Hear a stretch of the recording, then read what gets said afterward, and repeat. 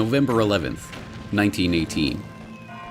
All across the Western Front, the clocks that were lucky enough to escape the 4 years of shelling chimed the 11th hour. And with that, the First World War came to an end. From 10 o'clock to 11, the hour for the cessation of hostilities, the opposed batteries simply raised hell. Not even the artillery prelude to our advance in the Argonne had anything on it. To an attempted advance was out of the question. It was not a barrage. It was a deluge. Nothing quite so electrical in effect as the sudden stop that came at 11 a.m. has ever occurred to me.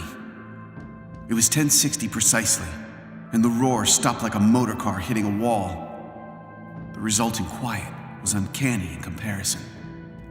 From somewhere far below ground, Germans began to appear. They clambered to the parapets and began to shout wildly. They threw their rifles, hats, bandoliers, bayonets, and trench knives toward us. They began to sing. Lieutenant Walter A. Davenport, 101st Infantry Regiment, U.S. Army.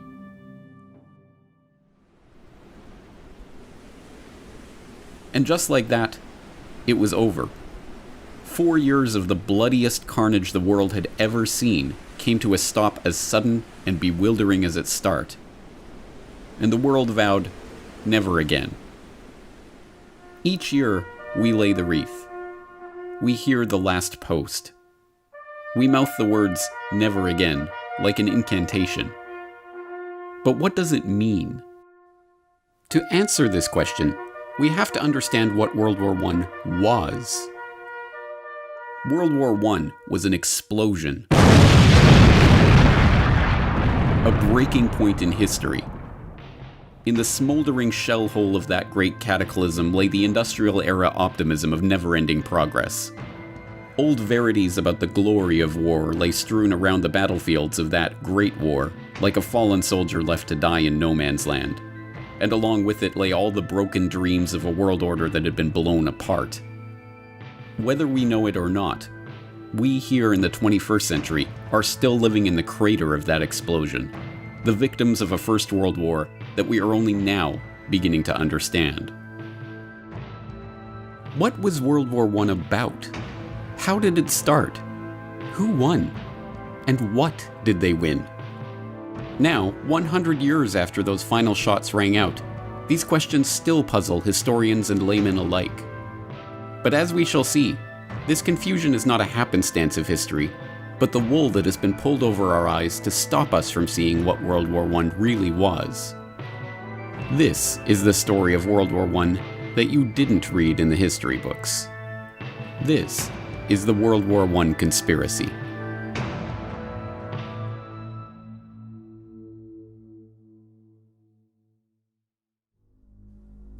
Part 1. To start a war. June 28, 1914. The Archduke Franz Ferdinand, heir to the Austro-Hungarian throne, and his wife Sophie are in Sarajevo for a military inspection. In retrospect, it's a risky provocation, like tossing a match into a powder keg. Serbian nationalism is rising, the Balkans are in a tumult of diplomatic crises and regional wars, and tensions between the Kingdom of Serbia and the Austro-Hungarian Empire are set to spill over. But despite warnings and ill omens, the royal couple's security is extremely lax. They board an open-top sports car and proceed in a 6-car motorcade along a pre-announced route. After an inspection of the military barracks, they head toward the town hall for a scheduled reception by the mayor. The visit is going ahead exactly as planned and precisely on schedule. And then, the bomb goes off.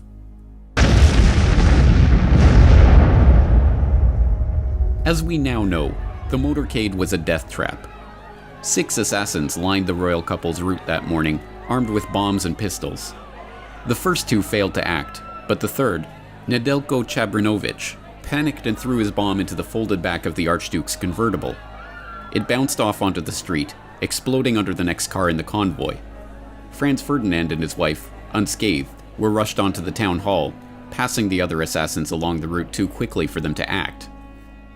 Having narrowly escaped death, the Archduke called off the rest of his scheduled itinerary to visit the wounded from the bombing at the hospital. By a remarkable twist of fate, The driver took the couple down the wrong route, and, when ordered to reverse, stopped the car directly in front of the delicatessen where would-be assassin Gavrilo Princip had gone after having failed in his mission along the motorcade. There, 1.5 meters in front of Princip, was the Archduke and his wife. He took 2 shots, killing both of them. Yes, even the official history books, the books written and published by the winners, record that the First World War started as the result of a conspiracy. After all, it was, as all freshman history students are taught, the conspiracy to assassinate the Archduke Franz Ferdinand that led to the outbreak of war. That story, the official story of the origins of World War I, is familiar enough by now. In 1914, Europe was an interlocking clockwork of alliances and military mobilization plans that, once set in motion, ticked inevitably toward all-out warfare. The assassination of the Archduke was merely the excuse to set that clockwork in motion, and the resulting July crisis of diplomatic and military escalations led with perfect predictability to continental and, eventually, global war.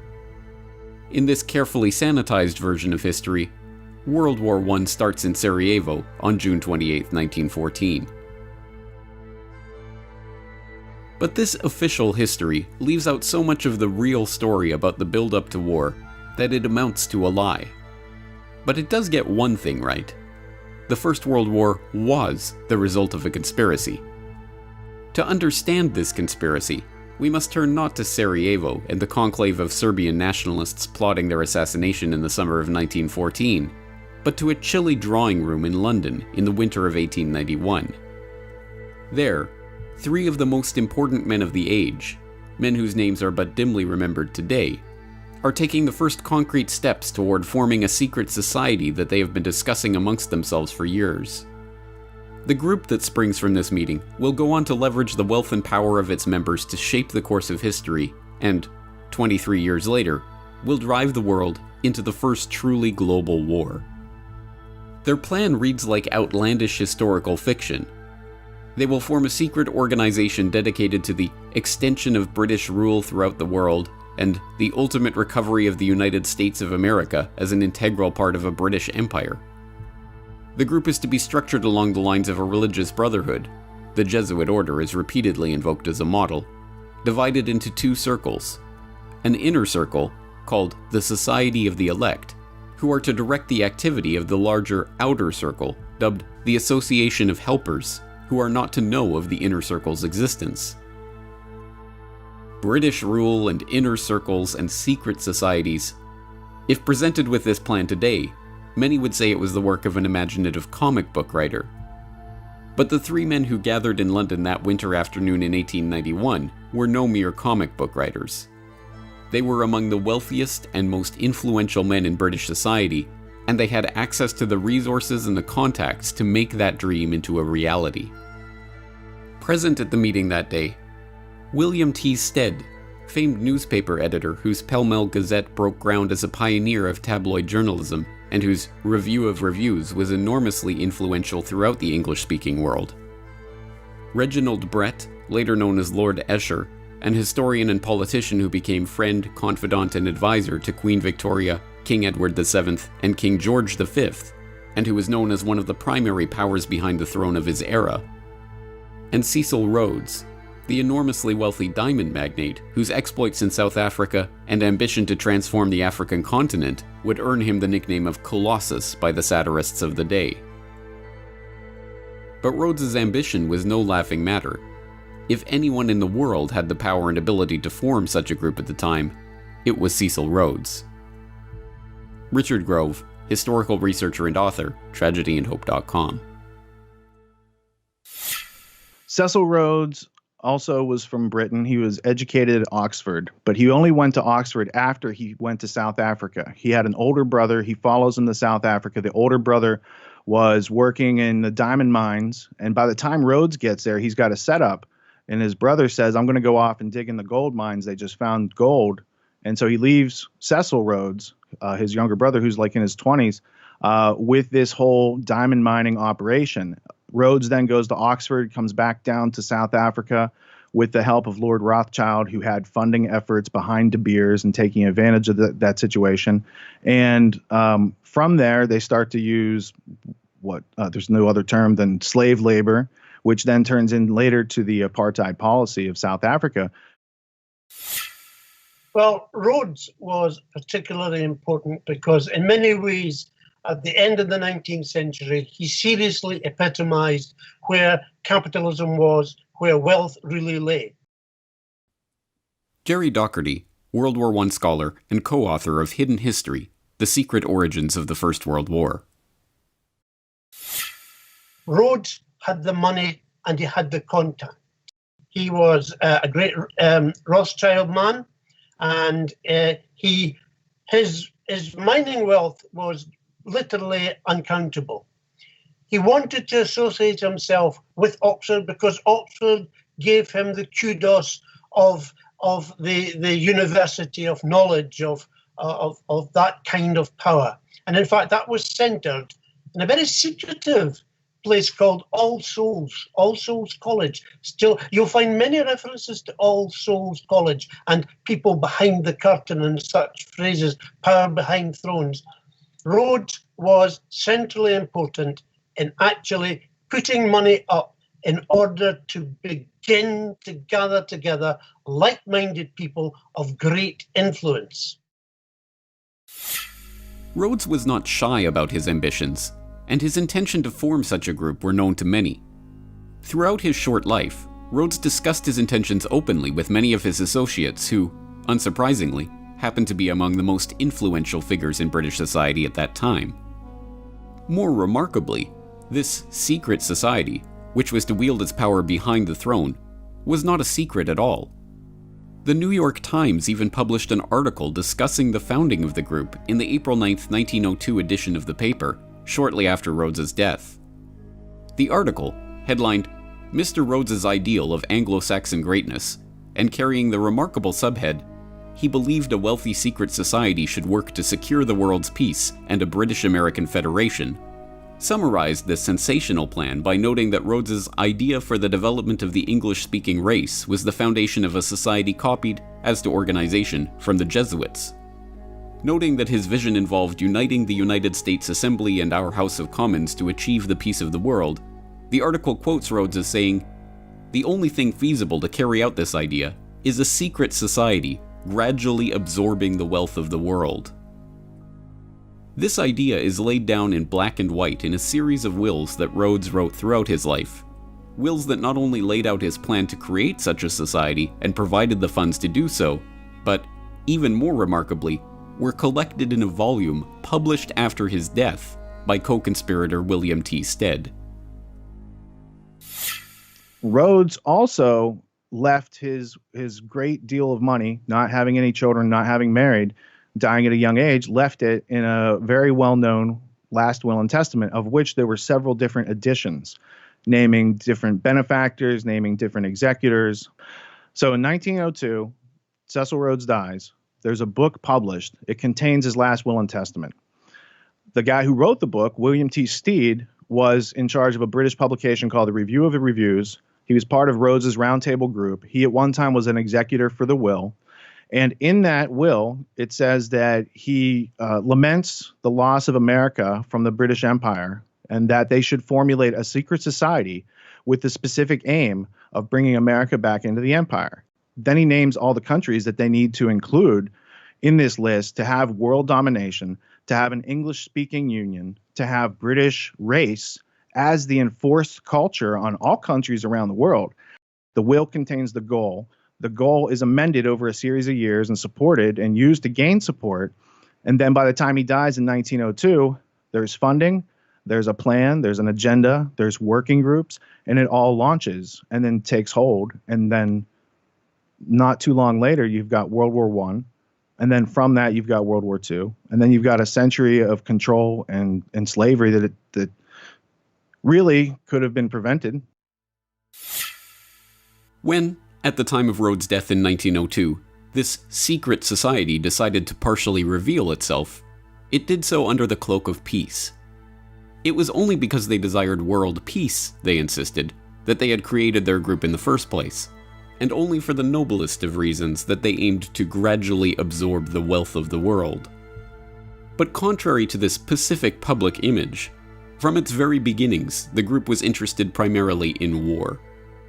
In fact, one of the very first steps taken by this Rhodes Round Table, as it was known by some, was to maneuver the British Empire into war in South Africa.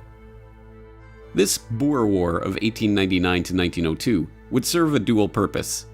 It would unite the disparate republics and colonies of South Africa into a single unit under British imperial control, and, not incidentally, it would bring the rich gold deposits of the Transvaal Republic into the orbit of the Rothschilds Rhodes-controlled British South Africa Company. The war was, by the group's own admission, entirely its doing. The point man for the operation was Sir Alfred Milner, a close associate of Rhodes and a member of the secret society's inner circle who was then the governor of the British Cape Colony. Although largely forgotten today, Alfred Milner, later First Viscount Milner, was perhaps the most important single figure in Britain at the dawn of the 20th century. From Rhodes's death in 1902, he became the unofficial head of the Round Table Group and directed its operations, leveraging the vast wealth and influence of the group's exclusive membership to his own ends. With Milner, there was no compunction or moral hand-wringing about the methods used to bring about those ends. In a letter to Lord Roberts, Milner casually confessed to having engineered the Boer War. "I precipitated the crisis, which was inevitable, before it was too late. It is not very agreeable, and in many eyes, not a very creditable piece of business to have been largely instrumental in bringing about a war." When Rhodes's co-conspirator and fellow secret society Inner Circle member William Stead objected to war in South Africa, Rhodes told him, "You will support Milner in any measure that he may take short of war. I make no such limitation. I support Milner absolutely without reserve. If he says peace, I say peace. If he says war, I say war. Whatever happens, I say ditto to Milner." The Boer War, involving unimaginable brutality, including the death of 26,000 women and children in the world's first British concentration camps, ended as Rhodes and his associates intended, with the formerly separate pieces of South Africa being united under British control. Perhaps even more importantly from the perspective of the secret society, it left Alfred Milner as High Commissioner of the new South African Civil Service, a position from which he would cultivate a team of bright, young, largely Oxford-educated men who would go on to serve the group and its ends. And from the end of the Boer War onward, those ends increasingly centered around the task of eliminating what Milner and the Round Table perceived as the single greatest threat to the British Empire: Germany. So in the start, it was influence, people who could influence politics, people who had the money to influence statesmen, and the dream of actually crushing Germany. This was the basic mindset of this group as it gathered together. Germany. In 1871, the formerly separate states of modern-day Germany united into a single empire under the rule of Wilhelm I. The consolidation and industrialization of a united Germany had fundamentally changed the balance of power in Europe. By the dawn of the 20th century, the British Empire found itself dealing not with its traditional French enemies or its long-standing Russian rivals for supremacy over Europe, but the upstart German Empire. Economically, technologically, even militarily, if the trends continued, it would not be long before Germany began to rival and even surpass the British Empire. For Alfred Milner and the group he had formed around him out of the old Rhodes Round Table Society, it was obvious what had to be done. To change France and Russia from enemies into friends as a way of isolating and, eventually, crushing Germany. Peter Hoff, author of The Two Edwards, How King Edward VII and Foreign Secretary Sir Edward Grey Fomented the First World War. Yes, well, from the British perspective, Germany, after their unification in 1871, they became very strong very quickly. And this, over time, this worried the British more and more. They began to think that Germany represented a challenge to their world hegemony. And they came slowly but surely. They came to the decision that Germany must be confronted, just as they had come to the same decision with regard to other countries, Spain, Portugal, and especially France. And now Germany. German finished goods were marginally better than those of Britain. They were building ships that were marginally better than those of Britain. And all of this, British leaders slowly came to the decision that Germany needed to be confronted while it was still possible to do so.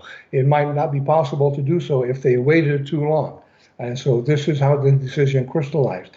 Germany, I think that Britain might possibly have accepted the German ascendance, but they had something that was close at hand. And that was the Franco-Russian alliance. And they thought if they could hook in with that alliance, then they had the possibility of defeating Germany quickly and without too much trouble. And that is basically what they did. But crafting an alliance with two of Britain's biggest rivals and turning public opinion against one of its dearest continental friends was no mean feat. To do so would require nothing less than for Milner and his group to seize control of the press, the military, and all the diplomatic machinery of the British Empire. And so that's exactly what they did. The first major coup occurred in 1899, while Milner was still in South Africa launching the Boer War. That year, the Milner Group ousted Donald Mackenzie Wallace, the director of the Foreign Department at the Times, and installed their man, Ignatius Valentine Chiral. Chiral, a former employee of the Foreign Office with inside access to officials there, not only helped to ensure that one of the most influential press organs of the empire would spin all international events for the benefit of the secret society, but he helped to prepare his close personal friend, Charles Harding, to take on the crucial post of ambassador to Russia in 1904, and, in 1906, the even more important post of permanent undersecretary at the Foreign Office. With Harding, Milner's group had a foot in the door at the British Foreign Office. But they needed more than just their foot in that door if they were to bring about their war with Germany. In order to finish the coup, they needed to install one of their own as Foreign Secretary. And, with the appointment of Edward Grey as Foreign Secretary in December of 1905, that's precisely what happened. Sir Edward Grey was a valuable and trusted ally of the Milner Group. He shared their anti-German sentiment and, in his important position of Foreign Secretary, showed no compunction at all about using secret agreements and unacknowledged alliances to further set the stage for war with Germany. Well, he became a Foreign Secretary in 1905, I believe, and the Foreign Secretary in France was, of course, Delcasse. And Delcasse was very much anti-German and very passionate about the recovery of Alsace-Lorraine. And so he and the king hit it off very well together. And Edward Grey shared this anti-German feeling with the king, as I explained in my book, how he came to have that attitude about Germany. But in any case, he had the same attitude with the king. They worked very well together. And Edward Grey very freely acknowledged the heavy role that the king played in British foreign policy. And he said that this was not a problem because he and the king were in an agreement on most issues, and so they worked very well together. The pieces were already beginning to fall into place for Milner and his associates. With Edward Grey as Foreign Secretary, Harding as his unusually influential Undersecretary, Rhodes' co-conspirator Lord Esher installed as Deputy Governor of Windsor Castle, where he had the ear of the king, and the king himself, whose unusual hands-on approach to foreign diplomacy and whose wife's own hatred of the Germans dovetailed perfectly with the group's aims. The diplomatic stage was set for the formation of the Triple Entente between France, Russia, and Great Britain. With France to the west and Russia to the east, England's secret diplomacy had forged the two pincers of a German-crushing vice. All that was needed was an event that the group could spin to its advantage to prepare the population for war against their former German allies. Time and again throughout the decade leading up to the Great War, the group's influential agents in the British press tried to turn every international incident into another example of German hostility. When the Russo-Japanese War broke out, rumors swirled in London that it was in fact the Germans that had stirred up the hostilities. The theory went that Germany, in a bid to ignite conflict between Russia and England, who had recently concluded an alliance with the Japanese, had fanned the flames of war between Russia and Japan. The truth, of course, was almost precisely the opposite. Lord Lansdowne had conducted secret negotiations with Japan before signing a formal treaty in January 1902. Having exhausted their reserves building up their military, Japan turned to Cecil Rhodes' co-conspirator Lord Nathan Rothschild to finance the war itself.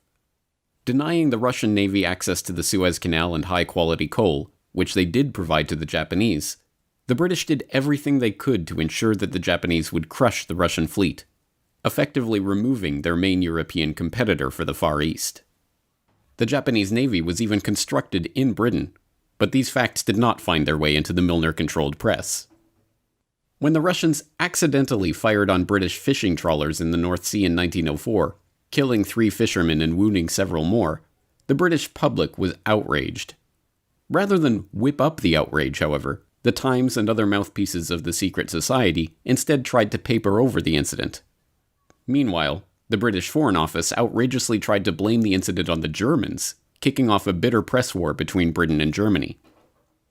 The most dangerous provocations of the period centered around Morocco, when France, emboldened by secret military assurances from the British and backed up by the British press, engaged in a series of provocations, repeatedly breaking assurances to Germany that Morocco would remain free and open to German trade.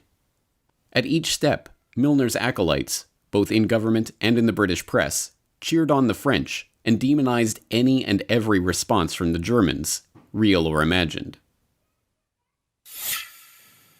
Given that we're living in a world of territorial aggrandizement, there was a concocted incident over Morocco and the allegation that Germany was secretly trying to take over the British-French influence in Morocco. And that literally was nonsense, but it was blown up into an incident, and people were told, prepare. You had better prepare yourself for the possibility of war, because we will not be dictated to by that Kaiser person over in Berlin. One of the incidents, which I would need to make reference to get the date perfectly right, referred to a threat. Well, it was portrayed as a threat. It was no more than a threat than a fly would be if it came into your room at the present moment, of a gunboat sitting off the coast of Africa. And it was purported that this was the sign that, in fact, Germany was going to have a deep water port and they were going to use it as a springboard to interrupt British shipping. When we researched it, Jim and I discovered that the size of that so-called gunboat was physically smaller than the King of England's royal yacht.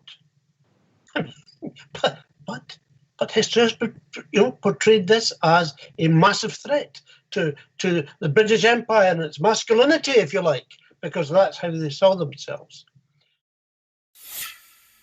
Ultimately, the Moroccan crises passed without warfare because, despite the best efforts of Milner and his associates, cooler heads prevailed. Likewise, the Balkans descended into warfare in the years prior to 1914, but Europe as a whole didn't descend with them.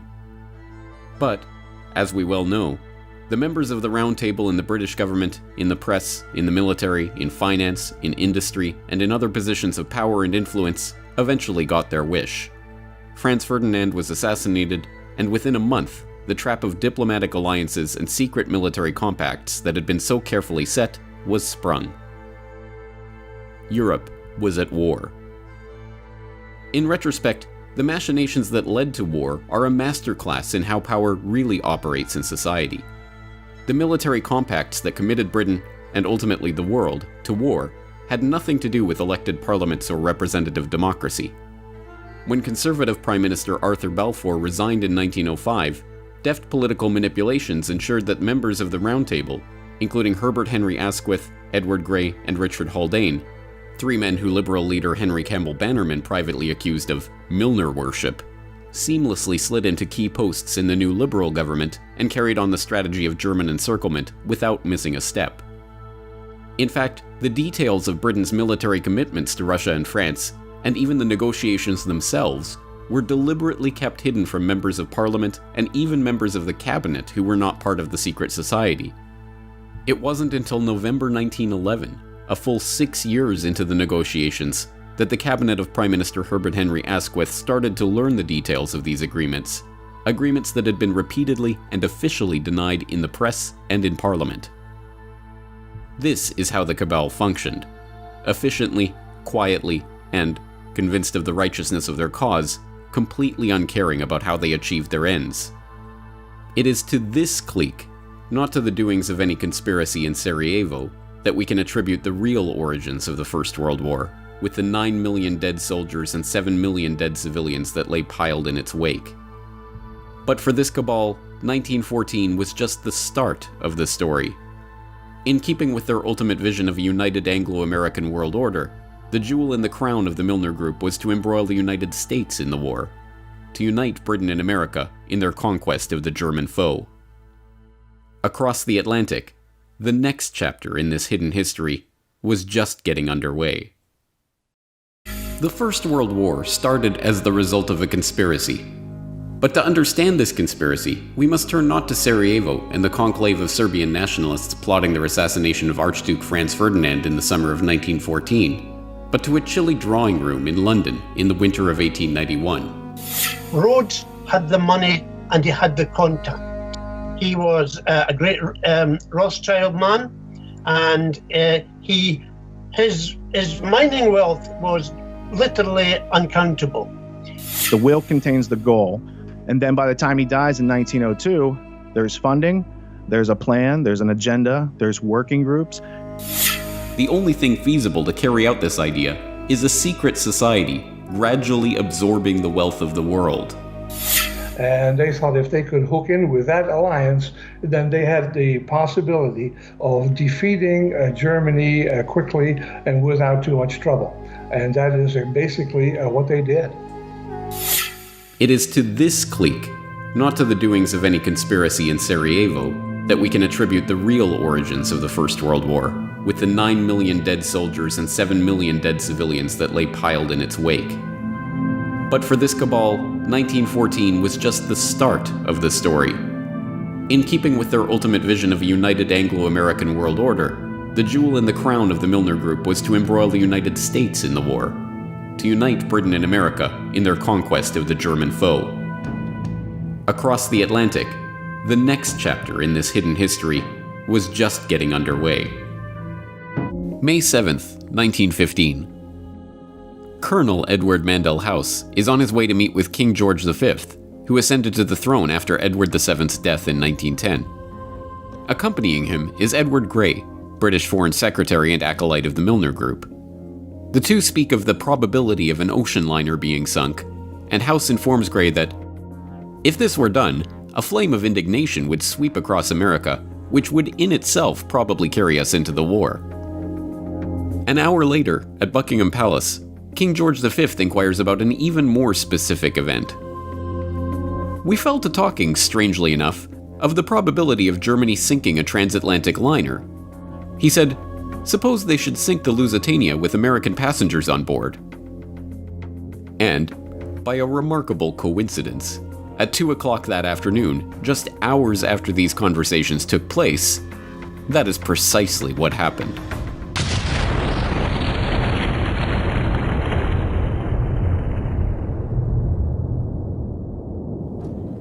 The Lusitania, one of the largest passenger liners in the world, is en route from New York to Liverpool when it is struck by a torpedo from a German U-boat.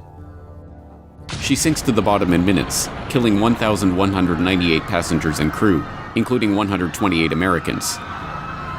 The disaster, portrayed as a brazen, unexpected attack on an innocent passenger liner, helps to shift public opinion about the war in the US. To the average American, the war suddenly doesn't feel like a strictly European concern. Every aspect of the story was, as we now know, a deception. The Lusitania was not an innocent passenger liner, but an armed merchant cruiser officially listed by the British Admiralty as an auxiliary warship. It was outfitted with extra armor, designed to carry 12 6-inch guns, and equipped with shell racks for holding ammunition. On its transatlantic voyage, the ship was carrying war material, specifically more than 4 million .303 rifle bullets and tons of munitions including shells, powder, fuses, and gun cotton in unrefrigerated cargo holds that were dubiously marked cheese, butter, and oysters. This secret manifest was officially denied by the British government for generation after generation, but in 2014, a full 99 years after the event, internal government documents were finally released in which the government admitted the deception. And, most remarkably of all, by Edward Mandell House's own account, both Edward Grey and King George V himself were discussing the sinking of the Lusitania just hours before the event took place. It's a story that provides a window into the secret society's years-long campaign to draw the United States into World War I. But in order to understand this story, we have to meet Edward Mandell House and the other Milner Group co-conspirators in America. Strange as it might seem, there were no shortage of such co-conspirators in the US. Some, like the members of the influential Pilgrim Society, founded in 1902 for the encouragement of Anglo-American good fellowship, shared Rhodes's vision of a united Anglo-American world empire. Others were simply lured by the promise of money. But whatever their motivation, those sympathetic to the cause of the Round Table included some of the wealthiest and most powerful people in the United States at the time. Many of these figures were to be found at the heart of Wall Street, in the banking and financial institutions revolving around J.P. Morgan and Company. John Pierpont Morgan, or Pierpont as he preferred to be called, was the nucleus of turn-of-the-century America's banking sector. Getting his start in London in 1857 at his father's merchant banking firm, the young Pierpont returned to New York in 1858 and embarked on one of the most remarkable careers in the history of the world. Making his money financing the American robber barons of the late 19th century, from Vanderbilt's railroads to Adolph Simon Ochs's purchase of the New York Times to the buyout of Carnegie Steel, Morgan amassed a financial empire that, by the 1890s, wielded more power than the United States Treasury itself. He teamed up with his close allies, the House of Rothschild, to bail out the US government during a gold shortage in 1895 and ease the Panic of 1907, which he helped to precipitate by locking 120 of the country's most prestigious bankers in his library and forcing them to reach a deal on a $25 million loan to keep the banking system afloat. As we saw in Century of Enslavement, the history of the Federal Reserve, Morgan and his associates were only too happy to use the banking crises they helped to create to galvanize public opinion toward the creation of a central bank. So long as that central bank was owned and directed by Wall Street, of course. But their initial plan, the Aldrich Plan, was immediately recognized as a Wall Street ploy. Morgan and his fellow bankers were going to have to find a suitable cover to get their act through Congress, including, preferably, a president with sufficient progressive cover to give the new Federal Reserve Act an air of legitimacy. And they found their ideal candidate in the politically unknown president of Princeton University, Woodrow Wilson, a man who they were about to rocket straight into the White House with the help of their point man and Round Table co-conspirator, Edward Mandell House. Richard Grove, TragedyAndHope.com.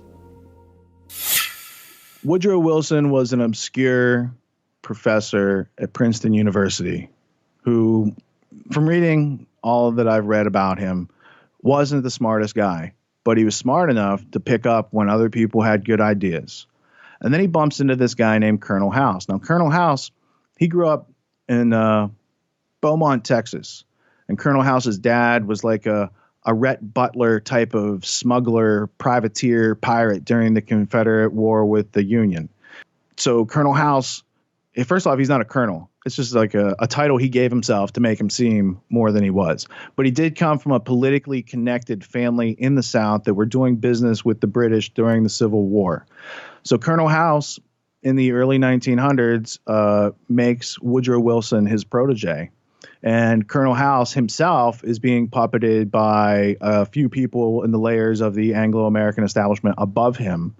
And so we are left with the public persona of Woodrow Wilson, and here he is, and he's got this, this whole new Federal Reserve system that's going to come in during his administration, which was also kind of a precursor to getting America into the war, because it changed our financial dependency from being self-reliant and printing our own debt-free money to being indentured to international bankers who charge us as they print money out of thin air and charge future generations for it.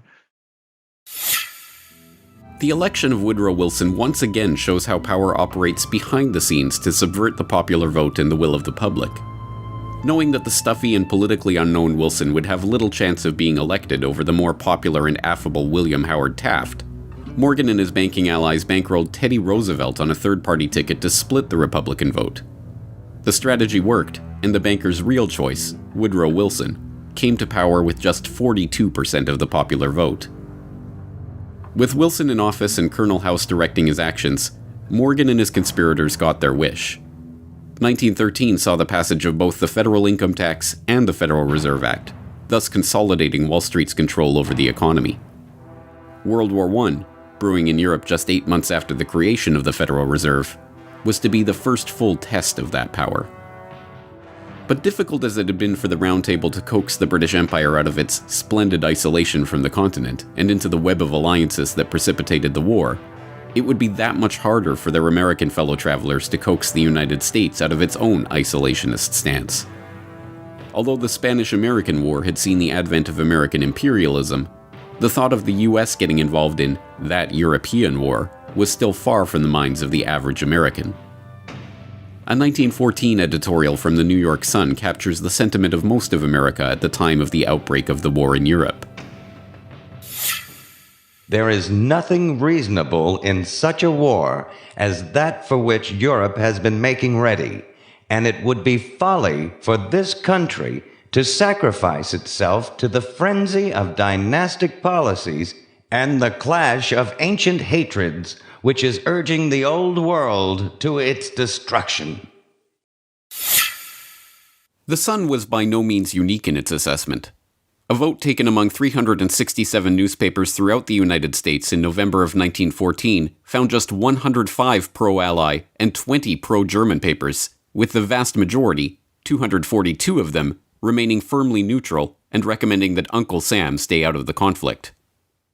Once again, just as they did in Britain, the cabal was going to have to leverage its control of the press and key governmental positions to begin to shape public perception and instill pro-war sentiment. And once again, the full resources of these motivated co-conspirators were brought to bear on the task. One of the first shells in this barrage of propaganda to penetrate the American consciousness was the Rape of Belgium, a catalogue of scarcely believable atrocities allegedly committed by the German forces in their invasion and occupation of Belgium at the start of the war.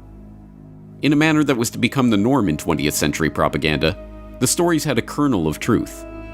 There is no doubt that there were atrocities committed and civilians murdered by German forces in Belgium. But the propaganda that was spun from those kernels of truth was so over the top in its attempts to portray the Germans as inhuman brutes that it serves as a perfect example of war propaganda. The American population at that time had a lot of German people in it. 30 to 50% of the population had relations back to Germany. So there had to be this very clever propaganda campaign. It's known today as Babies on Bayonets.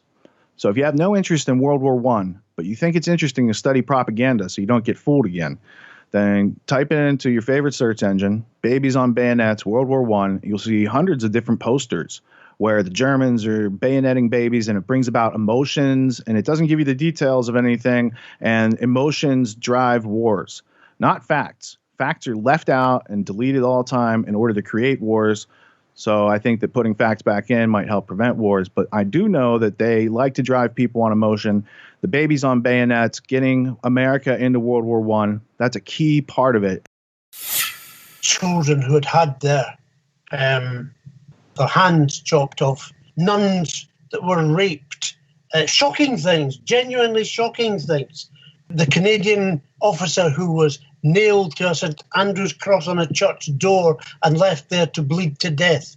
These were the great myths peddled in order to defame and bring down the whole image of any justification for German action and try and influence America into war. Gerry Docherty, co-author of Hidden History, The Secret Origins of the First World War. That's not to say that there weren't atrocities on both sides. War is an atrocious event, and there are always victims, absolutely. And I offer no justification for it. But the lies, the unnecessary abuse of propaganda, even when in Britain they decided that they would put together the definitive volume of evidence to present it to the world, the person they asked to do this just so happened to have been former British ambassador to the United States and a man called Bryce, who was very well liked in the States. And his evidence was published and put forward, and there were screeds of stories after stories. But then later it was discovered that, in fact, the people who took the evidence hadn't been allowed to speak to any of the Belgians directly, that in fact what they were doing is they were listening to a middleman or agents who had supposedly taken these stories, and when one of the official committee said, "Well, hold on, can I speak to can I speak to someone directly?" No. He resigned. He wouldn't allow his name to be put forward with the and that's the extent to which, this is false history. It's not even acceptable to call it fake news. It's just disgusting. The campaign had its intended effect.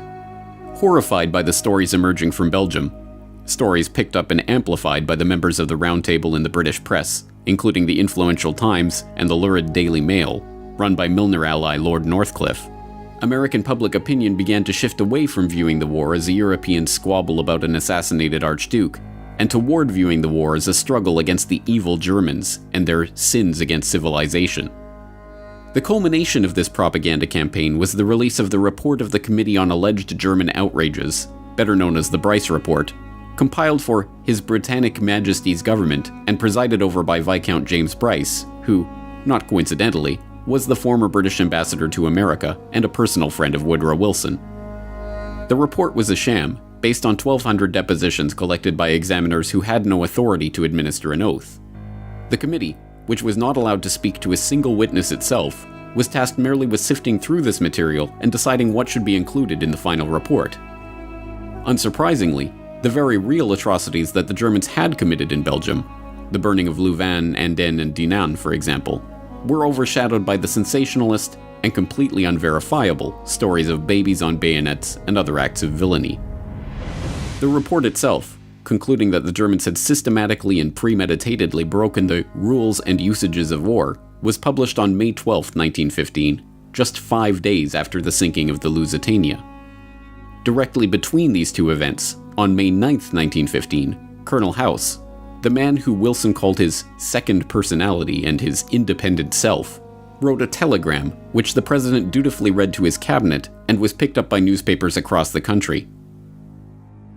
America has come to the parting of the ways when she must determine whether she stands for civilized or uncivilized warfare. We can no longer remain neutral spectators. Our action in this crisis will determine the part we play when peace is made, and how far we may influence a settlement for the lasting good of humanity. We are being weighed in the balance, and our position amongst nations is being assessed by mankind. But despite this all-out propaganda assault, the American public was still largely against entering the war. It was in this context that the same group of Wall Street financiers who had maneuvered Wilson into the White House presided over the 1916 presidential election, one that the country knew would decisively conclude America's neutrality in the war, or its decision to send forces to engage in European combat for the first time in history. The bankers left nothing to chance. Wilson, who would predictably follow House's lead on all matters, including war, was still their preferred candidate. But his competitor, Charles Evan Hughes was no less of a Wall Street man. Hughes's roots were as a Wall Street lawyer. His firm represented the New York, Westchester, and Boston Railroad Company for J.P. Morgan and Company, and the Baptist Bible class that he led boasted many wealthy and influential members, including John D. Rockefeller Jr. The affable Hughes was stiff competition for the wooden and charmless Wilson, but such was the importance of American neutrality that "he kept us out of war" actually became the central slogan of the campaign that saw Wilson return to the White House. And then, of course, came the famous election of 1916. Wilson wasn't popular, but Wilson simply, he had no kind of public persona which warmed people. On the contrary, he was a cold fish. He had dubious links with several of those who were powerful in Wall Street. But his propaganda for re-election was, he kept us out of war. Here was a man, vote for Wilson, he kept us out of war. An inherent promise that he would continue to keep America out of war. And in fact, of course, within months, America was thrown into the war by its own government. He kept us out of war.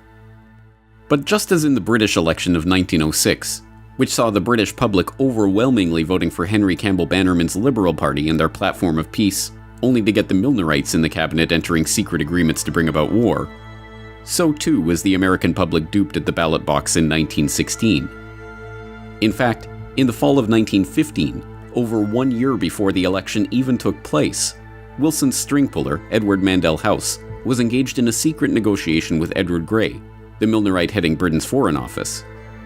That negotiation, long hidden from the public, but finally revealed when House's papers were published in 1928, shows the lengths to which Grey and House were willing to go to draw America into the war on the side of the Allies and against the Germans. On October 17, 1915, House drafted a letter to Grey which he called one of the most important letters I ever wrote. Before sending it, he split it into 2 separate coded messages to ensure it would not be readable if it were intercepted. In it, he laid out a plan to steer the US into war with Germany under the false pretense of a peace conference. Dear Sir Edward, in my opinion, it would be a worldwide calamity if the war should continue to a point where the Allies could not, with the aid of the United States, bring about a peace along the lines you and I have so often discussed. It is in my mind that, after conferring with your government, I should proceed to Berlin and tell them that it was the President's purpose to intervene and stop this destructive war, provided the weight of the United States thrown on the side that accepted our proposal could do it. I would not let Berlin know, of course, of any understanding had with the Allies, but would rather lead them to think our proposal would be rejected by the Allies. This might induce Berlin to accept the proposal, but if they do not do so, it would nevertheless be the purpose to intervene. Perhaps realizing the gravity of what was being proposed, Woodrow Wilson, the man who would later be elected for his ability to keep America out of war, merely added the word probably to House's assurance that America would join the war.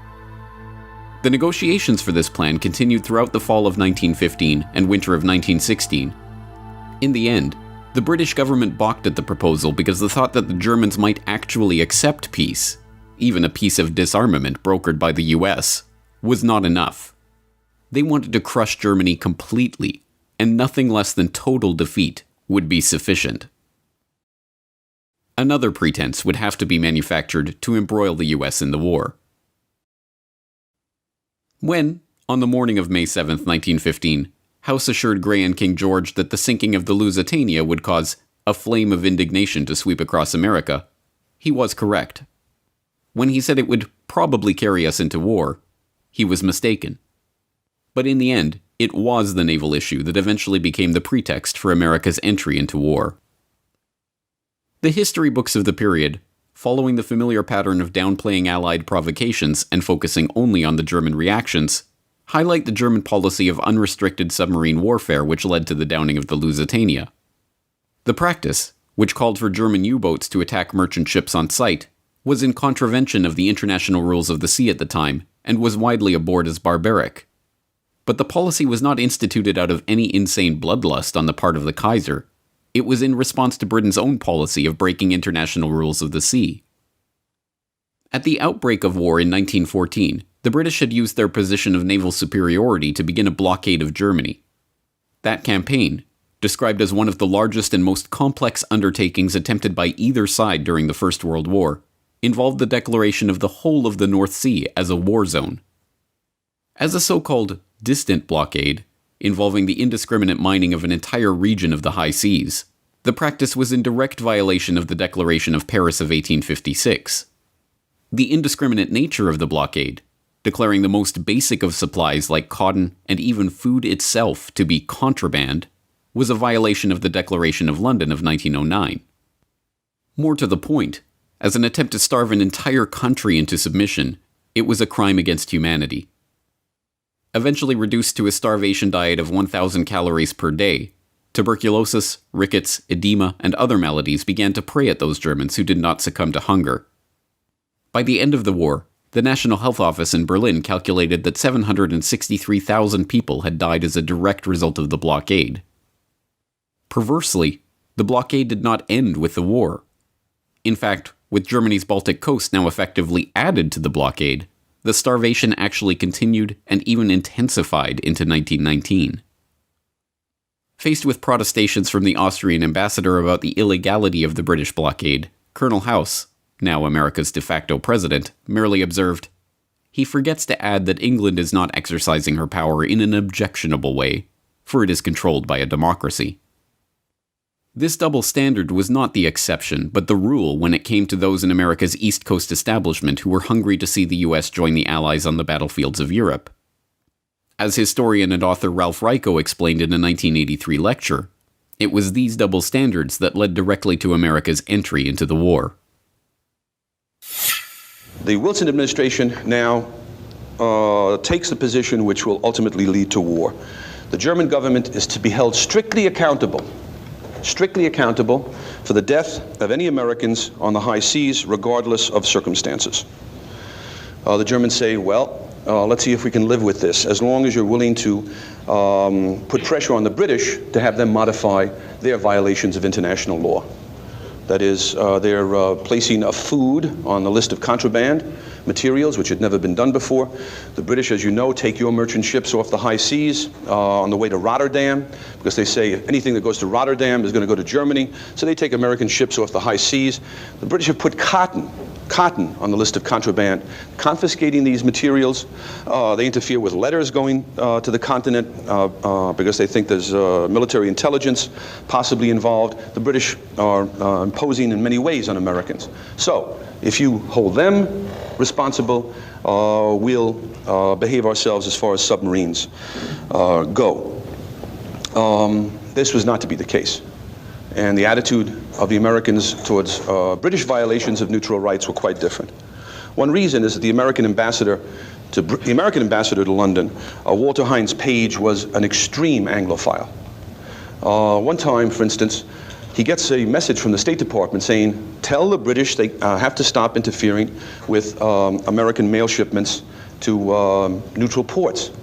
And the American ambassador goes to the British Foreign Minister, Edward Grey, and says, look at the message I've just got from Washington. Let's get together and try to answer this. This was his attitude. The British were never held to the same standard as the Germans. At home, Theodore Roosevelt, who in previous years had been a great friend of the Kaisers and a great admirer of Germany, now says we have to get into this war right away. Besides that, there's a campaign for preparedness, for building up the American Army, the American Navy, drilling American citizens in combat techniques. There's a kind of hysteria, really, that travels over the country, considering that there's, at this time, certainly, no chance of some kind of immediate threat to the United States. And people like Roosevelt and Wilson begin talking in a very unfortunate way. Wilson says, for instance, in America we have too many hyphenated Americans. Of course, he meant German Americans, Irish Americans. And these people are not totally loyal to our country. Already scapegoats are being looked for, and public opinion is being roused.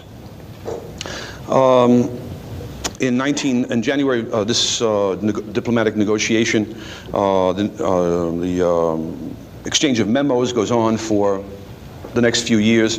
In January of 1917, the Americans, not having been able to budge the British in the least on any British violation of American rights, the British blockade intensifying, the Germans really feeling hunger in a very literal sense, especially the people on the home front.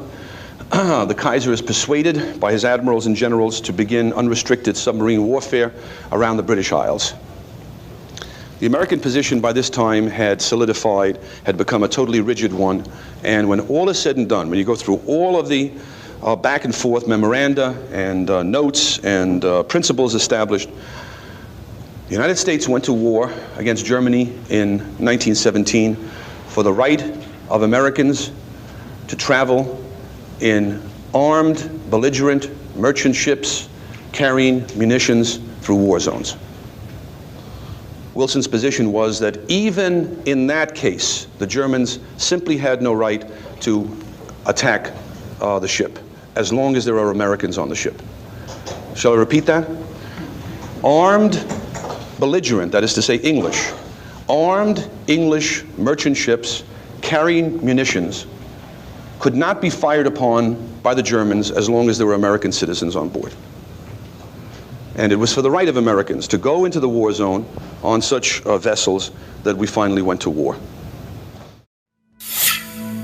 After months of deliberations, and with the situation on the home front becoming increasingly desperate, the German military commanders decided to resume their unrestricted submarine warfare in 1917. As expected, U.S. merchant ships were sunk, including 4 ships in late March alone. On April 2, 1917, Woodrow Wilson made his historic speech calling for Congress to declare war on Germany and commit U.S. troops to European battlefields for the first time. The speech, made over 100 years ago by and for a world that has long since passed away, still resonates with us today.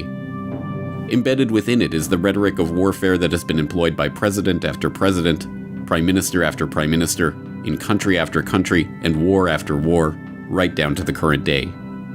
From it comes many of the phrases that we still recognize today as the language of lofty ideals and noble causes that always accompany the most bloody and ignoble wars. With a profound sense of the solemn and even tragical character of the step I am taking, and of the grave responsibilities which it involves, but in unhesitating obedience to what I deem my constitutional duty, I advise that the Congress declare the recent course of the Imperial German government to be, in fact, nothing less than war against the government and people of the United States. The world must be made safe for democracy. Its peace must be planted upon the tested foundations of political liberty. We have no selfish ends to serve. We desire no conquest, no dominion. We seek no indemnities for ourselves, no material compensation for the sacrifices we shall freely make.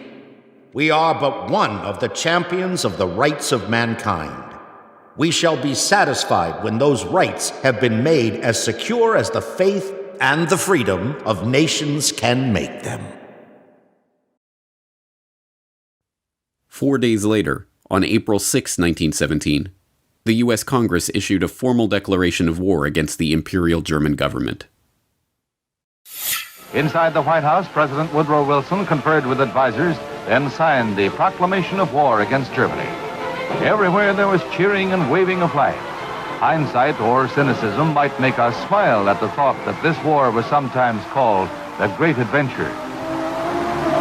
Never again would we see our entry into a major conflict excite so many to such heights of elation. Naive? Probably.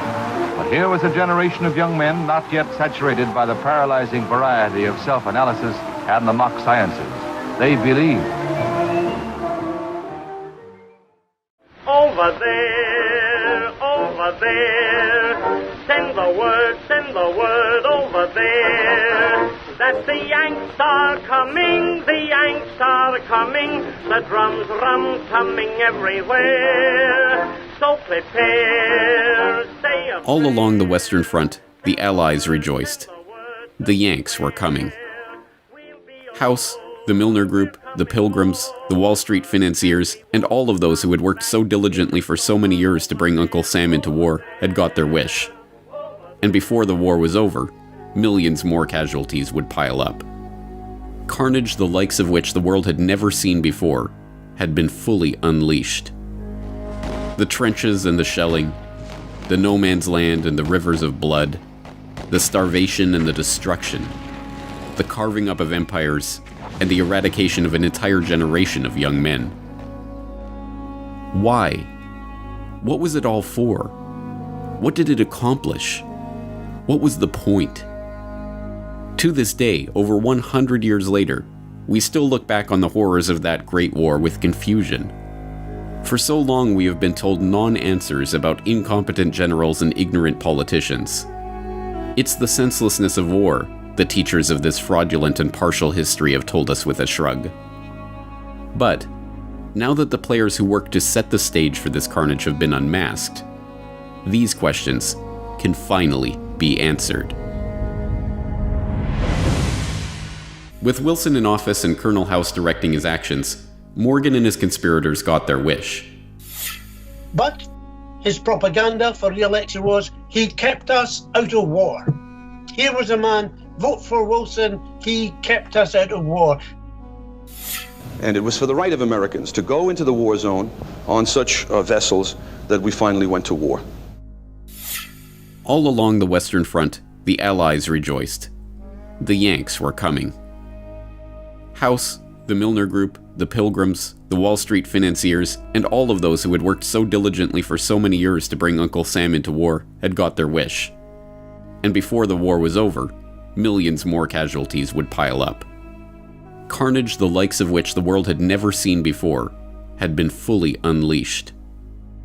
The trenches and the shelling, the no man's land and the rivers of blood, the starvation and the destruction, the carving up of empires, and the eradication of an entire generation of young men. Why? What was it all for? What did it accomplish?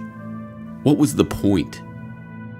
To this day, over 100 years later, we still look back on the horrors of that great war with confusion. For so long we have been told non-answers about incompetent generals and ignorant politicians. It's the senselessness of war the teachers of this fraudulent and partial history have told us with a shrug. But, now that the players who worked to set the stage for this carnage have been unmasked, these questions can finally be answered. February 21st, 1916. A week of rain, wind, and heavy fog along the Western Front finally breaks, and for a moment there is silence in the hills north of Verdun. That silence is broken at 7:15 a.m. when the Germans launch an artillery barrage heralding the start of the largest battle the world had ever seen. Thousands of projectiles are flying in all directions, some whistling, others howling, others moaning low, and all uniting in one infernal roar. From time to time, an aerial torpedo passes, making a noise like a gigantic motor car.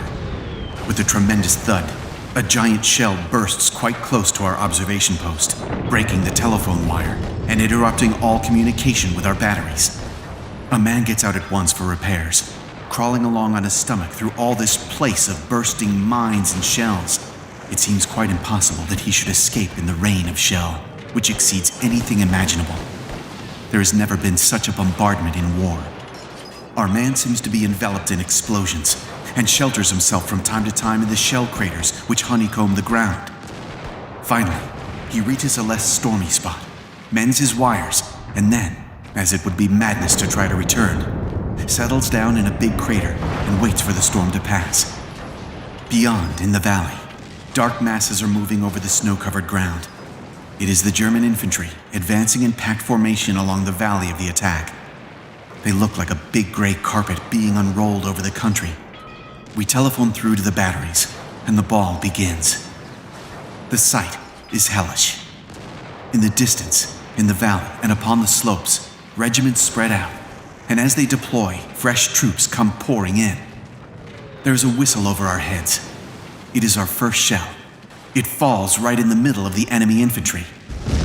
We telephone through, telling our batteries of their hit, and a deluge of heavy shells is poured on the enemy. Their position becomes critical. Through glasses, we can see men maddened, men covered with earth and blood, falling one upon the other. When the first wave of the assault is decimated, the ground is dotted with heaps of corpses. But the second wave is already pressing on.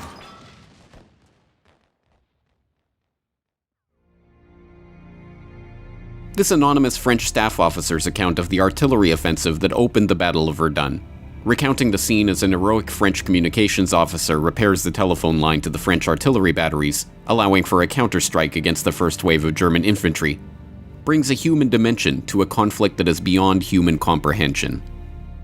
The opening salvo of that artillery barrage alone, involving 1,400 guns of all sizes, dropped a staggering 2.5 million shells on a 10-kilometer front near Verdun in northeastern France over 5 days of nearly uninterrupted carnage, turning an otherwise sleepy countryside into an apocalyptic nightmare of shell holes, craters, torn-out trees, and ruined villages. By the time the battle finished 10 months later, 1 million casualties lay in its wake. 1 million stories of routine bravery like that of the French communications officer. And Verdun was far from the only sign that the stately, sanitized version of 19th century warfare was a thing of the past. Similar carnage played out at the Somme, and Gallipoli, and Vimy Ridge, and Galicia, and 100 other battlefields. Time and again, the generals threw their men into meat grinders, and time and again, the dead bodies lay strewn on the other side of that slaughter. But how did such bloodshed happen? For what purpose? What did the First World War mean? The simplest explanation is that the mechanization of 20th century armies had changed the logic of warfare itself.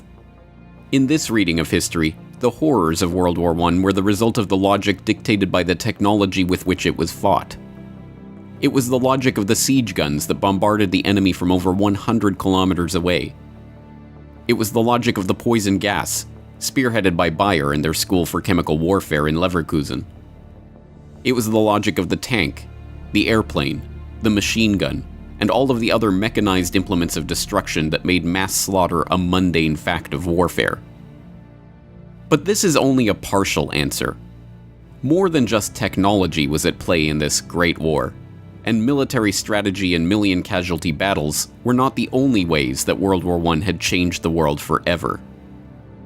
Like that unimaginable artillery assault at Verdun, the First World War tore apart all the verities of the old world, leaving a smoldering wasteland in its wake. A wasteland that could be reshaped into a new world order. For the would-be engineers of society, war, with all of its attendant horrors, was the easiest way to demolish the old traditions and beliefs that lay between them and their goals. This was recognized early on by Cecil Rhodes and his original clique of co-conspirators. As we have seen, it was less than 1 decade after the founding of Cecil Rhodes' society to achieve the peace of the world that vision was amended to include war in South Africa, and then amended again to include embroiling the British Empire in a world war. Many others became willing participants in that conspiracy because they too could profit from the destruction and the bloodshed. And the easiest way to understand this idea is at its most literal level: profit. War is a racket. It always has been. It is possibly the oldest, easily the most profitable, surely the most vicious. It is the only one international in scope. It is the only one in which the profits are reckoned in dollars and the losses in lives. A racket is best described, I believe, as something that is not what it seems to be to the majority of the people. Only a small inside group knows what it is about. It is conducted for the benefit of the very few at the expense of the very many. Out of war, a few people make huge fortunes. In the World War, a mere handful garnered the profits of the conflict. At least 21,000 new millionaires and billionaires were made in the United States during the World War. That many admitted their huge blood gains on their income tax returns. How many other war millionaires falsified their tax returns? No one knows. How many of these war millionaires shouldered a rifle? How many of them dug a trench? How many of them knew what it meant to go hungry in a rat-infested dugout? How many of them spent sleepless, frightened nights ducking shells and shrapnel and machine gun bullets? How many of them parried a bayonet thrust or an enemy? How many of them were wounded, were killed in battle? As the most decorated Marine in the history of the United States at the time of his death, Smedley Butler knew of what he spoke. Having seen the minting of those tens of thousands of new millionaires and billionaires out of the blood of his fellow soldiers, his famous rallying cry, "War is a racket," has resonated with the public since he first began, in his own memorable words, trying to educate the soldiers out of the sucker class. Indeed, the war profiteering on Wall Street started even before America joined the war. Although, as JP Morgan partner Thomas Lamont noted, at the outbreak of the war in Europe, American citizens were urged to remain neutral in action, in word, and even in thought. Our firm had never for one moment been neutral. We didn't know how to be. From the very start, we did everything we could to contribute to the cause of the Allies. Whatever the personal allegiances that may have motivated the bank's directors, this was a policy that was to yield dividends for the Morgan Bank that even the greediest of bankers could scarcely have dreamed of before the war began. John Pierpont Morgan himself died in 1913, before the passage of the Federal Reserve Act he had stewarded into existence, and before the outbreak of war in Europe. But the House of Morgan stood strong, with the Morgan Bank under the helm of his son, John Pierpont Morgan Jr., maintaining its position as preeminent financier in America. The young Morgan moved quickly to leverage his family's connections with the London banking community, and the Morgan Bank signed its first commercial agreement with the British Army Council in January 1915, just 4 months into the war. That initial contract, a $12 million purchase of horses for the British war effort to be brokered in the US by the House of Morgan, was only the beginning. By the end of the war, the Morgan Bank had brokered $3 billion in transactions for the British military, equal to almost half of all American supplies sold to the Allies in the entire war. Similar arrangements with the French, Russian, Italian, and Canadian governments saw the bank broker billions more in supplies for the Allied war effort. But this game of war financing was not without its risks.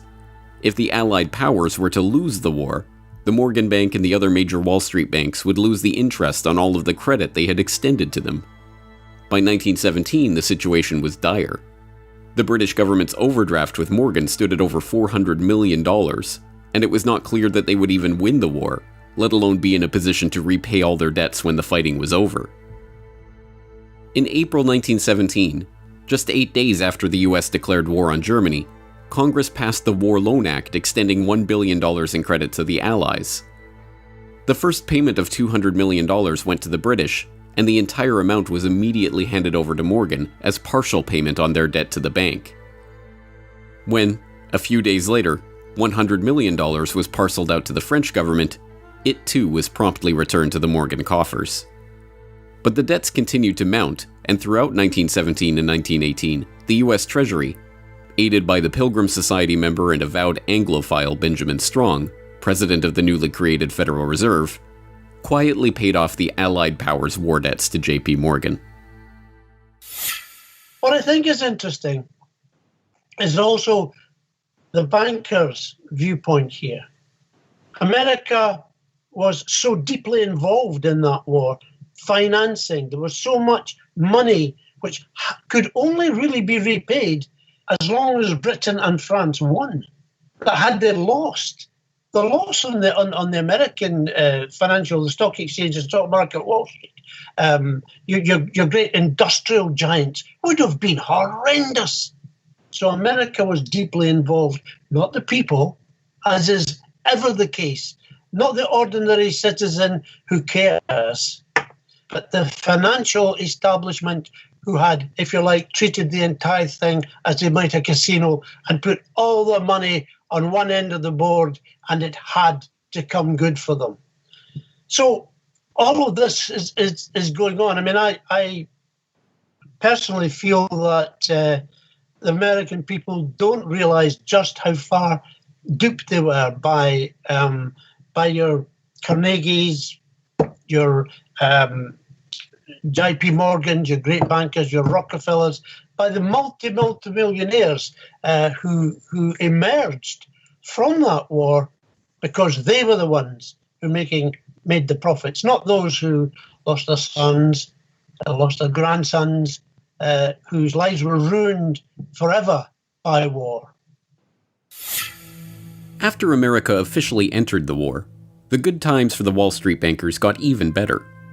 Bernard Baruch, the powerful financier who personally led Woodrow Wilson into Democratic Party headquarters in New York like a poodle on a string to receive his marching orders during the 1912 election, was appointed to head the newly created War Industries Board. With war hysteria at its height, Baruch and the fellow Wall Street financiers and industrialists who populated the board were given unprecedented powers over manufacture and production throughout the American economy, including the ability to set quotas, fix prices, standardize products, and, as a subsequent congressional investigation showed, pad costs so that the true size of the fortunes that the war profiteers extracted from the blood of the dead soldiers were hidden from the public. Spending government funds at an annual rate of $10 billion, the board minted many new millionaires in the American economy. Millionaires who, like Samuel Prescott Bush of the infamous Bush family, happened to sit on the War Industries Board. Bernard Baruch himself was said to have personally profited from his position as head of the War Industries Board to the tune of $200 million. The extent of government intervention in the economy would have been unthinkable just a few years before. The National War Labor Board was set up to mediate labor disputes. The Food and Fuel Control Act was passed to give the government control over the distribution and sale of food and fuel. The Army Appropriations Act of 1916 set up the Council of National Defense, populated by Baruch and other prominent financiers and industrialists, who oversaw private sector coordination with the government in transportation, industrial and farm production, financial support for the war, and public morale. In his memoirs at the end of his life, Bernard Baruch openly gloated, "The experience had a great influence upon the thinking of business and government. WIB had demonstrated the effectiveness of industrial cooperation and the advantage of government planning and direction. We helped inter the extreme dogmas of laissez-faire, which had for so long molded American economic and political thought. Our experience taught that government direction of the economy need not be inefficient or undemocratic, and suggested that in time of danger, it was imperative." But it was not merely to line the pockets of the well-connected that the war was fought. More fundamentally, it was a chance to change the very consciousness of an entire generation of young men and women. For the class of would-be social engineers that arose in the Progressive Era, from economist Richard T. Ely, to journalist Herbert Croly, to philosopher John Dewey, the Great War was not a horrific loss of life or a vision of the barbarism that was possible in the age of mechanized warfare, but an opportunity to change people's perceptions and attitudes about government, the economy, and social responsibility. Dewey, for example, wrote of the social possibilities of war. In every warring country, there has been the same demand that in the time of great national stress, production for profit be subordinated to production for use. Legal possession and individual property rights have had to give way before social requirements. The old conception of the absoluteness of private property has received the world over a blow from which it will never wholly recover. All countries on all sides of the world conflict responded in the same way, by maximizing their control over the economy, over manufacturing and industry, over infrastructure, and even over the minds of their own citizens. Germany had its Kriegssozialismus, or war socialism, which placed control of the entire German nation, including its economy, its newspapers, and, through conscription, its people, under the strict control of the army. In Russia, the Bolsheviks used this German war socialism as a basis for their organization of the nascent Soviet Union.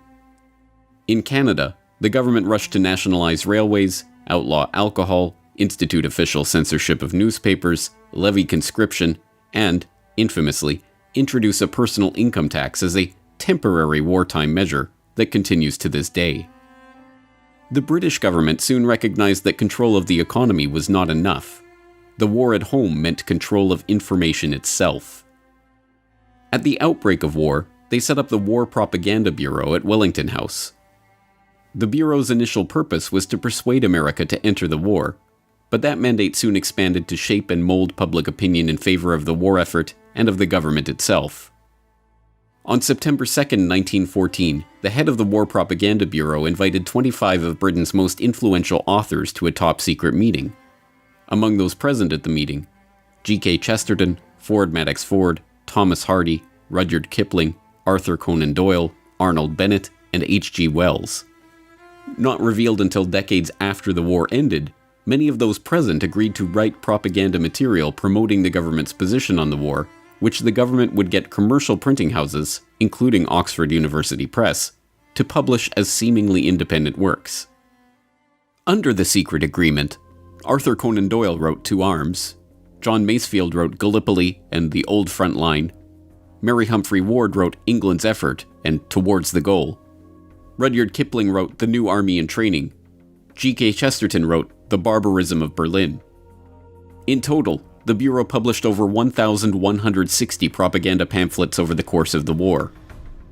Hilaire Belloc later rationalized his work in service of the government. It is sometimes necessary to lie damnably in the interests of the nation. War correspondent William Beach Thomas was not so successful in the battle against his own conscience. I was thoroughly and deeply ashamed of what I'd written for the good reason that it was untrue. The vulgarity of enormous headlines and the enormity of one's own name did not lessen the shame. But the Bureau's efforts were not confined to the literary world. Film, visual art, recruitment posters, no medium for swaying the hearts and minds of the public was overlooked. By 1918, the government's efforts to shape perception of the war, now officially centralized under a Minister of Information, Lord Beaverbrook, was the most finely tuned purveyor of propaganda the world had yet seen. Even foreign propaganda, like the infamous Uncle Sam that went beyond a recruitment poster to become a staple of American government iconography, was based on a British propaganda poster featuring Lord Kitchener. Control of the economy. Control of populations. Control of territory. Control of information. World War I was a boon for all of those who wanted to consolidate control of the many in the hands of the few. This was the vision that united all those participants in the conspiracies that led to the war itself. Beyond Cecil Rhodes and his secret society, there was a broader vision of global control for the would-be rulers of society who were seeking what tyrants had lusted after since the dawn of civilization: control of the world. World War I was merely the first salvo in this clique's attempts to create not a reordering of this society or that economy, but a new world order. What World War I allowed these globalists, these Anglophiles, these people who wanted the English-speaking union to reign over the whole world, what it allowed them to do was militarize American thinking. And what I mean by that is there was a whistleblower called Norman Dodd. He was the head researcher for the Reese Committee that looked into how nonprofit foundations were influencing American education away from freedom. And what they found was the Carnegie Institute for International Peace was seeking to understand how to make America a wartime economy, how to take the state apparatus over, how to change the education to get people to continually consume, how to have arms production ramp up. And then once this happened in World War I, if you look at what happened in the 1920s, you've got people like Major General Smedley Butler, who is using the U.S. military to advance corporate interests in Central and South America and doing some very caustic things to the indigenous people, insofar as these were not American policies really before the Spanish-American War in 1898, meaning that going and taking foreign military action was not part of the diplomatic strategy of America prior to our engagement with the British Empire in the late 1800s and as it ramped up after Cecil Rhodes' death. So what these people gained was the foothold for world government from which they could get, through globalism, what they called a new world order. The creation of this new world order was no mere parlor game. It meant a complete redrawing of the map, the collapse of empires and monarchies, the transformation of the political, social, and economic life of entire swaths of the globe. Much of this change was to take place in Paris in 1919 as the victors divvied up the spoils of war. But some of it, like the fall of the Romanovs and the rise of the Bolsheviks in Russia, was to take place during the war itself. In hindsight, the fall of the Russian Empire in the midst of the First World War seems inevitable. Unrest had been in the air since Russia's defeat by the Japanese in 1905, and the ferocity of the fighting on the Eastern Front, coupled with the economic hardship, which hit Russia's overcrowded, overworked urban poor particularly hard, made the country ripe for revolt. That revolt happened during the so-called February Revolution, when Tsar Nicholas was swept from power and a provisional government installed in his place. But that provisional government, which continued to prosecute the war at the behest of its French and British allies, was competing for control of the country with the Petrograd Soviet, a rival power structure set up by the socialists in the Russian capital. The struggle for control between the two bodies led to riots, protests, and ultimately, battles in the street. Russia in the spring of 1917 was a powder keg waiting to explode. And in April of that year, two matches, one called Vladimir Lenin and one called Leon Trotsky, were thrown directly into that powder keg by both sides of the Great War. Vladimir Lenin, a Russian communist revolutionary who had been living in political exile in Switzerland, saw in the February Revolution his chance to push through a Marxist revolution in his homeland. But, although for the first time in decades his return to that homeland was politically possible, the war made the journey itself an impossibility. Famously, he was able to broker a deal with the German General Staff to allow Lenin and dozens of other revolutionaries to cross through Germany on their way to Petrograd. Germany's reasoning in permitting the infamous SEAL train ride of Lenin and his compatriots is, as a matter of war strategy, straightforward. If a band of revolutionaries could get back to Russia and bog down the provisional government, then the German army, fighting that government, would benefit. If the revolutionaries actually came to power and took Russia out of the war altogether, so much the better. But the curious other side of this story, the one demonstrating how Lenin's fellow communist revolutionary, Leon Trotsky, was shepherded from New York, where he had been living well beyond the means of his income as a writer for socialist periodicals, through Canada, where he was stopped and identified as a revolutionary en route to Russia, and on to Petrograd, is altogether more incredible.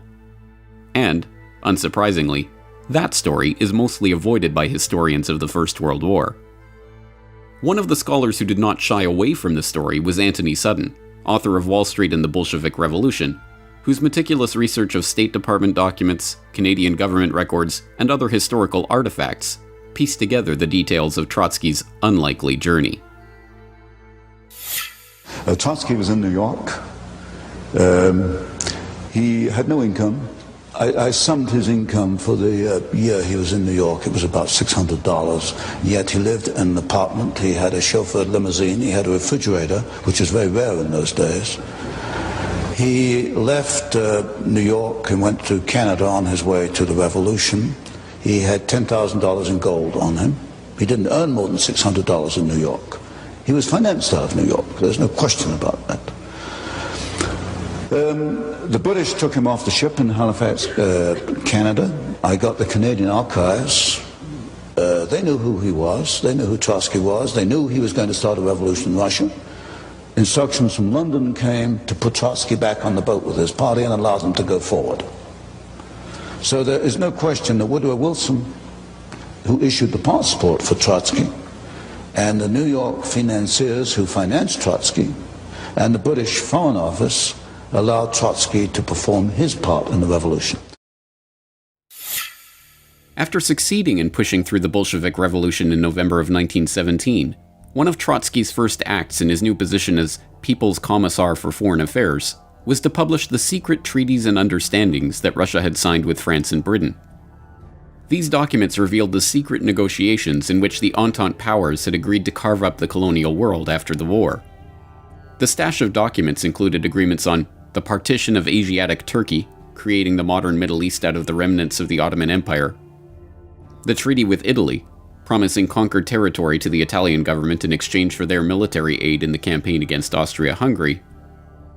A treaty redrawing the frontiers of Germany, promising France its long-held wish of reacquiring Alsace-Lorraine and recognizing Russia's complete liberty in establishing her western frontiers. Diplomatic documents relating to Japan's own territorial aspirations, and a host of other treaties, agreements, and negotiations.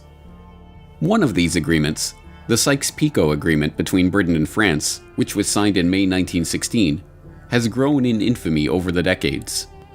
The agreement divided modern-day Turkey, Jordan, Iraq, Syria, and Lebanon among the Triple Entente, and although the revelation of the agreement caused much embarrassment for the British and the French and forced them to publicly back away from the Sykes-Picot map, served as the basis for some of the arbitrary lines on the map of the modern-day Middle East, including the border between Syria and Iraq.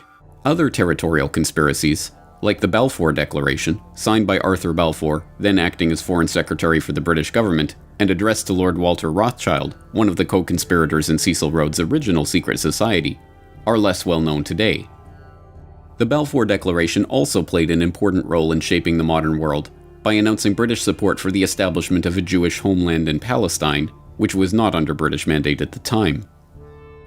Even less well known is that the document did not originate from Balfour, but from Lord Rothschild himself, and was sent to fellow Round Table conspirator Alfred Milner for revision before being delivered.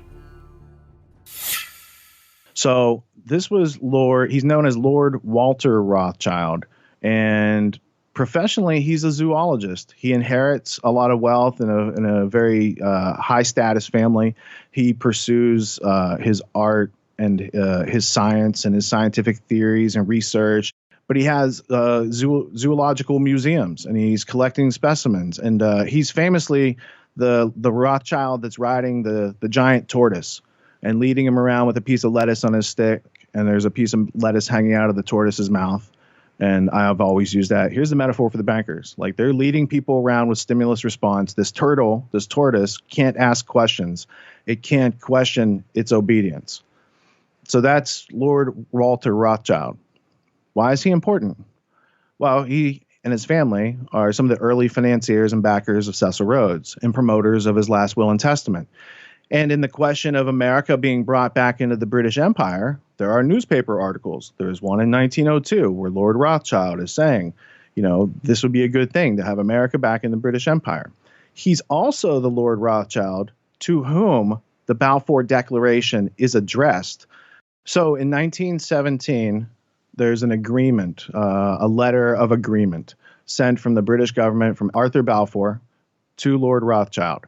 Now, Lord Rothschild and Arthur Balfour, they know each other. They have a long history together. And there's a lot of Fabian socialists in this whole story of what led up to World War I. Specifically with Balfour, he's acting as an agent of the British government saying, we're going to give away this land that's not really ours, and we're going to give it to you guys and your group. The problem is the British had also promised that same land to the Arabs. So now the Balfour Declaration is going against some of the foreign policy plans that they've already promised to these other countries. The other interesting thing about the Balfour Declaration is it just had its 100th anniversary. So they last year had a site that had the whole history of the Balfour Declaration. You could see the originals from Lord Rothschild and going to Lord Milner for changes and coming through Arthur Balfour and then being sent back as an official letter from the monarchy, basically.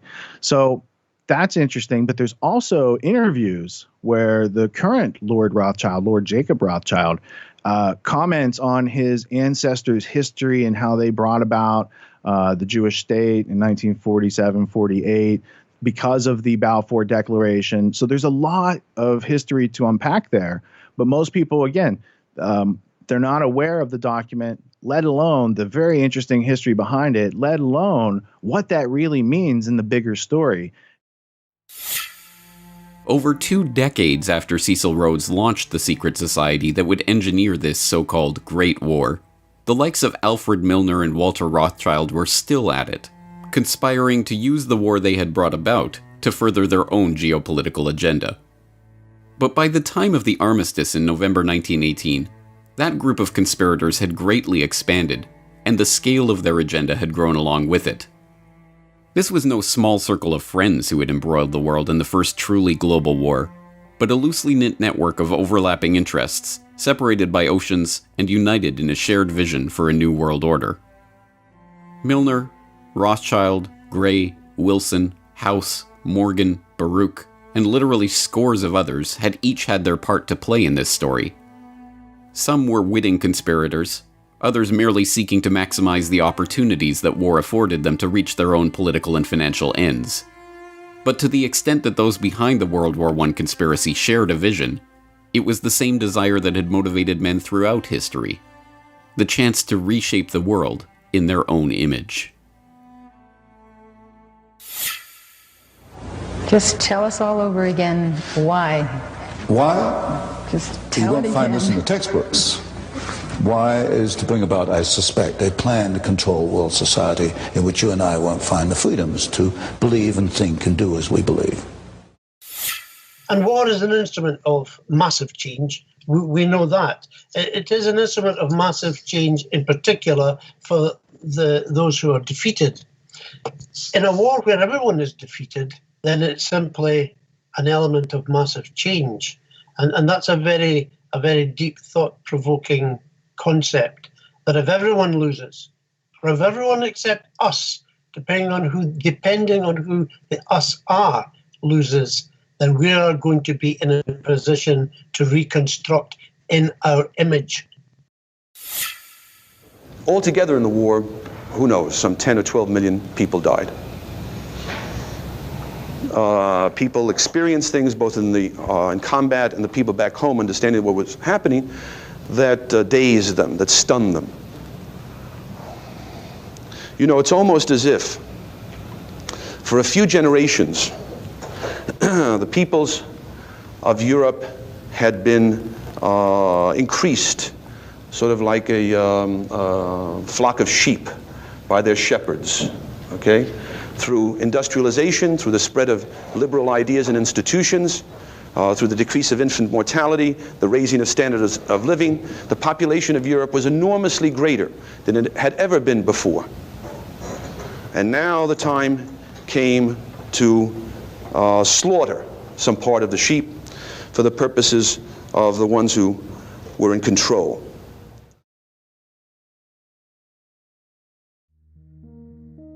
For the ones in control, World War I had been the birth pangs of a new world order. And now, the midwives of this monstrosity slouched towards Paris to take part in its delivery. The end of the beginning. All over the world, on November 11th, 1918, people were celebrating, dancing in the streets, drinking champagne, hailing the armistice that meant the end of the war. But at the front, there was no celebration. Many soldiers believed the armistice only a temporary measure and that the war would soon go on. As night came, the quietness, unearthly in its penetration, began to eat into their souls. The men sat around log fires, the first they'd ever had at the front. They were trying to reassure themselves that there were no enemy batteries spying on them from the next hill, and no German bombing planes approaching to blast them out of existence. They talked in low tones. They were nervous. After the long months of intense strain, of keying themselves up to the daily mortal danger, of thinking always in terms of war and the enemy, the abrupt release from it all was physical and psychological agony. Some suffered a total nervous collapse. Some, of a steadier temperament, began to hope that they would someday return to home in the embrace of loved ones. Some could think only of the crude little crosses that marked the graves of their comrades. Some fell into an exhausted sleep. All were bewildered by the sudden meaninglessness of their existence as soldiers, and through their teeming memories paraded that swiftly moving cavalcade of Cantini, Soissons, Saint-Mihiel, the Meuse Argonne, and Sedan. What was to come next? They did not know, and hardly cared. Their minds were numbed by the shock of peace. The past consumed their whole consciousness. present did not exist, and the future was inconceivable. Colonel Thomas R. Gowanlock, 1st Division, U.S. Army. Little did those troops know how right they were. As the public rejoiced in the outbreak of peace after 4 years of the bloodiest carnage that the human race had ever endured, the very same conspirators that had brought about this nightmare were already converging in Paris for the next stage of their conspiracy. There, behind closed doors, they would begin their process of carving up the world to suit their interests, laying the groundwork and preparing the public consciousness for a new international order, setting the stage for an even more brutal conflict in the future, and bringing the battle-weary soldiers' worst fears for the future to fruition. And all in the name of peace. The French general, Ferdinand Foch, famously remarked after the Treaty of Versailles that, "This is not a peace. It is an armistice for 20 years. As we now know, his pronouncement was precisely accurate. The armistice on November 11, 1918 may have marked the end of the war, but it was not the end of the story. It was not even the beginning of the end. It was, at best, the end of the beginning.